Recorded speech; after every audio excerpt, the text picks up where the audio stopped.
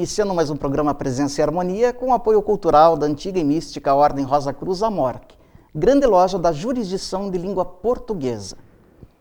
E uma mulher que carregava o filho nos braços disse: "Fala-nos dos filhos." E ele disse: "Vossos filhos não são vossos filhos, são os filhos e as filhas da ânsia da vida por si mesma. Vêm através de vós, mas não são de vós. E embora vivam convosco, não vos pertencem. Podeis outorgar-lhes vosso amor, mas não os vossos pensamentos, porque eles têm seus próprios pensamentos. Podeis abrigar seus corpos, mas não as suas almas, pois suas almas moram na mansão do amanhã, que vós não podeis visitar nem mesmo em sonho." Este é um trechinho do livro imortal de Gibran Khalil Gibran, O Profeta, que é uma das obras mais reeditadas na história da literatura impressa. É um livro que conquistou o coração de milhões de pessoas, assim como toda a obra de Gibran, esse grande libanês que era um artista plástico, escritor e, por que não também dizer, um místico. E é sobre esse assunto que nós vamos abordar, dedicar ao programa Presença e Harmonia de hoje. Para isso, nós convidamos uma pessoa ilustríssima, um grande especialista em Gibran, que é o senhor Mouafak Dib Helahel, que é professor de idioma árabe. Ele é coordenador da Biblioteca e Centro de Pesquisa América do Sul e Países Árabes. Ele é artista plástico e calígrafo do idioma árabe, sendo o único calígrafo da arte islâmica no Brasil. Então vejam a importância desse nosso convidado, que gentilmente vai nos conceder aí uma entrevista sobre a questão aí, essa vida maravilhosa, né, que foi o Gibran Khalil Gibran. Tudo bem com o senhor, professor? Muito bem, obrigado pelo convite, Jamil. Nós aqui agradecemos. Vamos começar aí, professor Mouafak, falando um pouquinho sobre as origens e o desenvolvimento literário do Gibran, né? O que o senhor pode nos contar sobre isso? Primeiro, a gente tem que falar a migração que chegaram ao Ocidente, especialmente América do Norte e América do Sul, na época dos impérios osmanos, né? Foi muitos escritores, muitos sábios, muitos artistas, eles não conseguiram se adaptar à pressão dos impérios osmanos. Então, eles preferiram sair do país, emigrar para outras localidades para conseguir trabalhar com eles que saibam, né? A parte literária, da literatura, da poesia, Então, uma parte dele que chegaram aos Estados Unidos e começaram a trabalhar e produzir sobre a literatura árabe. E um deles, o Gibran, que estava no meio, que chamam as ligas literárias, né? Então, esses são os eruditos da cultura árabe. Perfeito. E o Gibran, ele estava no meio deles. Estava no meio deles. Exatamente. Por falar nisso, ele era libanês, né? Ele nasceu na cidade de Bishar, no Líbano? Na realidade, o Gibran, ele é libanês, nascido na cidade de Bishar, né? Ela fica no norte do Líbano, ao próximo ao Cedro. Não, então, os famosos cedros árabes. Exatamente. Chama Arz. Arz. Arz. Arz em árabe cedro, em português cedro. Sim.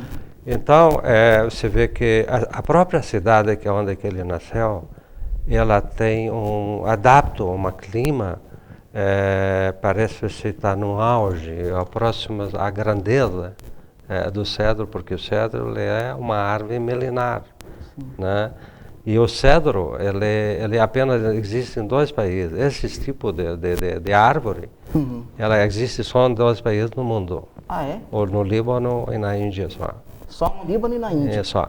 Que coisa maravilhosa. Diz que é muito bonita. Não sei se o senhor conhece a cidade dele, Bishar, lá no Líbano. Com certeza. Todos os libaneses, eles têm conhecimento de todas partes do Líbano, mas ainda as cidades também são cidades turísticas, onde que cai a neve, porque é nas montanhas do Líbano, né? E as montanhas, a localidade das montanhas no Líbano, ela faz parte do roteiro turístico. Mundialmente, eles procuram pela beleza que ela é, pelo clima que ela é. Sem dúvida, que faz muito bem. Agora, vamos falar um pouquinho do trabalho que o Gibran desenvolveu na América, né? O que o senhor pode nos contar? Ele foi só escritor ou foi pintor também? O que ele desenvolvia ali Olha, na realidade, Jamil, o Gibran, ele é tudo o que você falou, ou mais ainda. Né? Ele é um escritor, ele é poeta, ele é um filósofo, ele é um sábio, ele é um grande pessoa. Desde pequeno ele já manifestava essa habilidade, né? Eu estava lendo uma história sobre o Gibran que eu não conhecia também. Quando ele tinha faixa de 7 anos de idade, então ele estudava no colégio, na cidade dele, um colégio que ligava à religião maronita, cristã maronita. Né? Então, esses padres, eles vinham da Europa, da Itália especialmente, para eles dar uma aula. E eles dão aula em a língua azírica. Né? Então, azírica. Azírica. Azírica ela é semelhante ao aramaico. Né? O aramaico, exatamente. Né? Então, nessa parte, os padres, um dos seus padres, a mãe levava ele para lá, então eles enxergavam, desde criança, o Gibran, ele tem uma capacidade maior que a idade dele. Ele era assim, tipo um superdotado, podemos dizer assim. Exatamente. Então, essa influência que eles tinham, então eles chamaram ele de falso profeta. Falso profeta? Desde aquela idade. Por que falso profeta? Porque, na realidade, como a gente diz assim, não o poeta que a gente diz, tipo Abraão, Adão, etc., ou Moisés, ou Jesus, ou Maomé, claro que não. Ele é o falso profeta, a relação da sabedoria dele que ele tinha. Olha só. Né?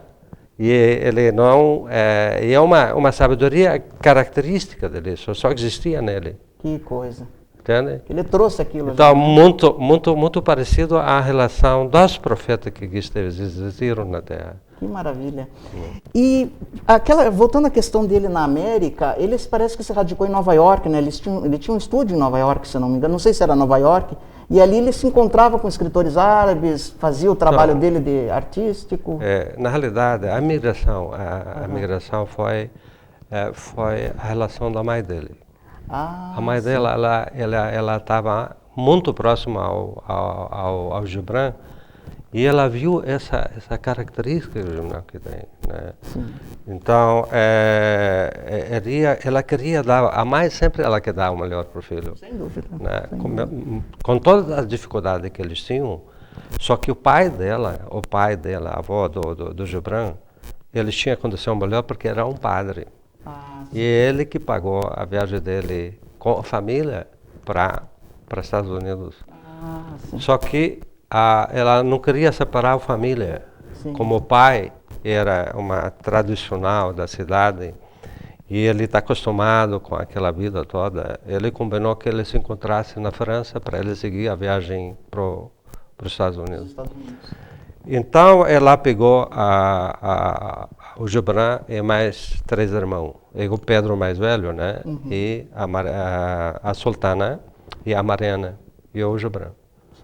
São 4 irmãos. Então eles combinaram para encontrar com o pai em Paris. E de Paris eles seguiam a viagem até Boston, Estados Unidos. Por que Boston? Por quê? O Boston é uma área, todos os imigrantes libaneses da própria cidade do Gibran, eles escolhiam o Boston. Então eles tinham contato de conhecimento da família da cidade, da própria cidade do Picharé. Né? E ele desde cedo ali já nos Estados Unidos ele começou a trabalhar com arte? Olha, na realidade, nisso, quanto à chegada deles ao Boston, eles pegaram um quarto, na realidade, no bairro chinês. Bairro chinês? Bairro chinês. Bairro chinês. E é onde que se encontrava muito a comunidade árabe, para ficar do lado da comunidade e não sentir essas diferenças, porque não sabiam falar inglês ainda, as dificuldades financeiras e tal. Tinham pouco recurso financeiro para conseguir deslanchar. Então, eles tiveram uma vida mais simples lá nos Estados Unidos. Né? Então, o Gibran, ele começou praticamente estudar a língua portuguesa, entender o português, né? A língua portuguesa? Desculpe, a língua inglesa. Inglesa. A língua inglesa. Até a língua inglesa. Certo. Então, a relação, isso, então levou praticamente 2 anos sem fazer nada. Certo. Né? Depois ele começou a aprender a falar o inglês, aí ele começou a escrever para jornais árabes, que são, como nós falamos, essa liga da cultura, que saíram na época do Império Otomano, montaram até uma revista de língua árabe lá, né? Chama Al-Funun. Al-Funun quer dizer a arte. A arte. Então, o Gibran, ele escrevia para essa revista. Então, ele conseguia, começou a melhorar a condição dele para conseguir trabalhar. Não foi fácil, né? Que interessante. Professor, a gente sabe que o Gibran, na verdade, ele se tornou mundialmente conhecido através do livro O Profeta, né? Que eu tenho até uns dados aqui que eu trouxe. O livro O Profeta, para quem não sabe, é considerado um dos livros mais reeditados da história da literatura impressa, junto com a Bíblia, né? Está num grupo seleto, né? Foi lançado em 23 e nunca esteve fora da gráfica, né? Sempre temos reedições dele, né? E já vendeu mais de 100 milhões de cópias em mais de 40 idiomas. Por que esse livro O Profeta é tão importante, professor Moafar? Aqui o livro Profeta, na realidade, é o somatório dos livros que o Gibran produziu. Eles chegam a 16 livros. Mas o mais famoso dele, que deu sucesso para ele, é O Profeta. O Profeta. O Profeta, na realidade, é um livro que narra a história do próprio Gibran. Não diga. Ele fala, ela narra a história. Como nós falamos que é um falso profeta, mas falso profeta é a relação da poesia, da escrita.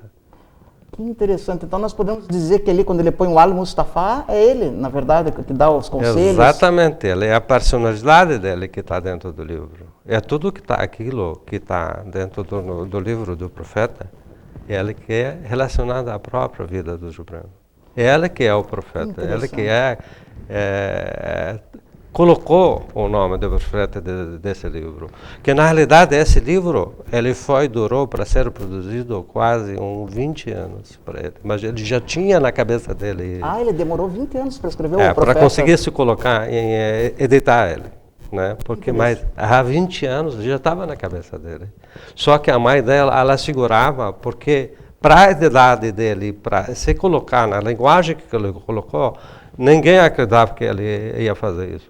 Que coisa.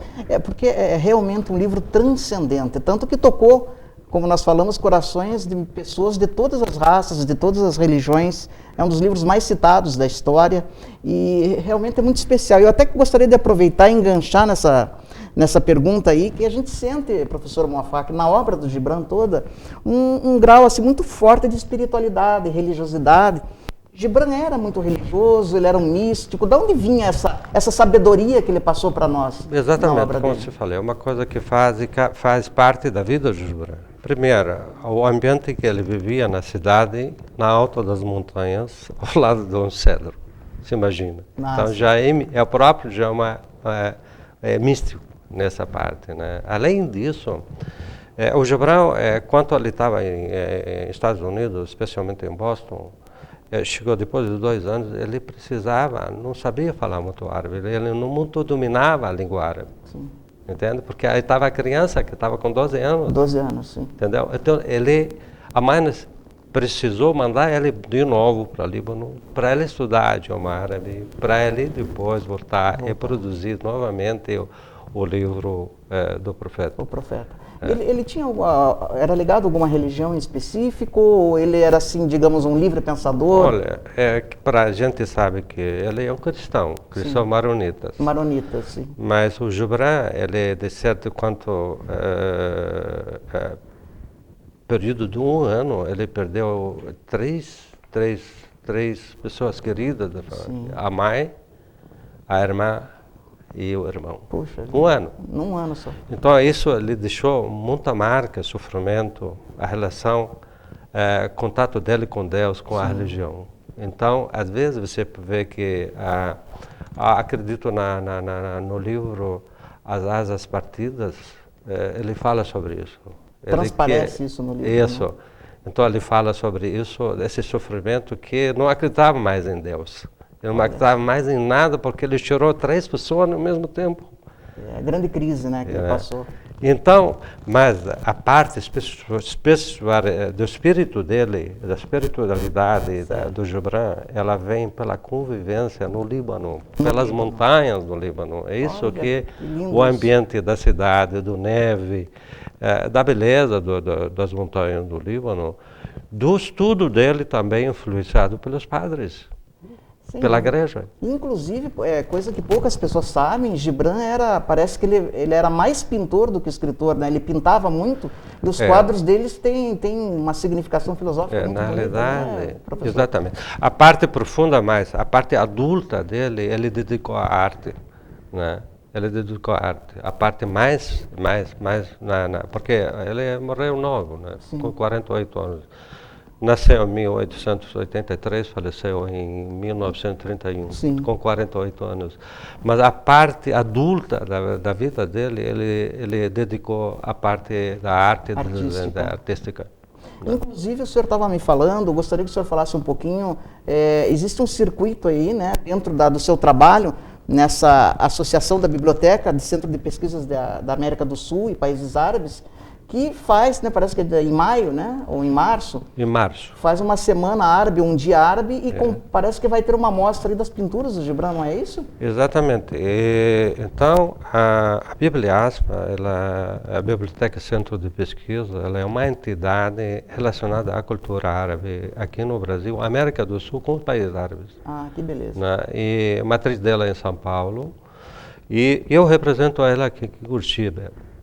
Então temos vários programas relacionados à cultura árabe, né? Especialmente a parte da língua. Temos uma parceria com a Secretaria de Educação, que faz parte do programa da Bibliaspa, que a gente oferece para os alunos que estão matriculados no ensino médio, de 13 a 19 anos, completamente esse curso é gratuito. Que maravilha, do idioma árabe. Do idioma árabe. Olha aí, quem quiser aprender então idioma árabe, o professor Moafaq aqui está nos dando uma informação preciosa, hein? Preciosa. Então, e essa exposição das pinturas do Gibran, como é que vai acontecer? Olha, como eu também faço parte, eu sou ligado muito à arte, né? E a minha profissionalização é arte islâmica. Eu sou calígrafo, sou o único calígrafo no idioma árabe e meu livro foi lançado na língua portuguesa.